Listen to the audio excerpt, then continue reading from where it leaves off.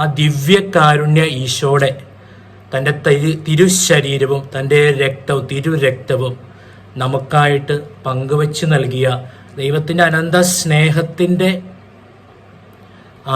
ആ ഒരു സ്ഥാപന ദിവസത്തിലാണ് നമ്മൾ പെസഹ ആചരിക്കുന്നത്.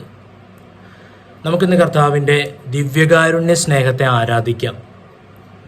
ഇന്നത്തെ ദിവസം നമ്മുടെ കുർബാനയിൽ പങ്കെടുത്തിട്ടുണ്ടെങ്കിൽ കുർബാനയിൽ പങ്കെടുത്ത് കഴിഞ്ഞിട്ട് ഇന്ന് ദിവസം മുഴുവൻ ദിവ്യകാരുണ്യ ആരാധനയുടെ ദിവസമാണ്.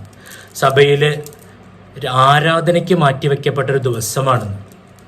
അപ്പം നമുക്ക് ആരാധനയ്ക്ക് നേരിട്ട് കടന്നു പോകാൻ സാധിച്ചിട്ടില്ലെങ്കിൽ, പള്ളിയിൽ പോകാൻ സാധിച്ചിട്ടില്ലെങ്കിൽ, നിങ്ങളായിരിക്കുന്ന ഇടങ്ങളിലെ വീട്ടിലോ ഭവനത്തിലോ അല്ലെങ്കിൽ നിങ്ങളുടെ സ്ഥാപനത്തിൽ എവിടെയാണെങ്കിലും അവിടെ ഇരുന്നു കൊണ്ട് പരിശുദ്ധ പരമ ദിവ്യകാരുണ്യ ഈശോയെ അല്പസമയം ആരാധിക്കാനായി അല്പസമയം നിങ്ങൾ മാറ്റിവെക്കണം. നിങ്ങൾ എവിടെ ആയിരുന്നാലും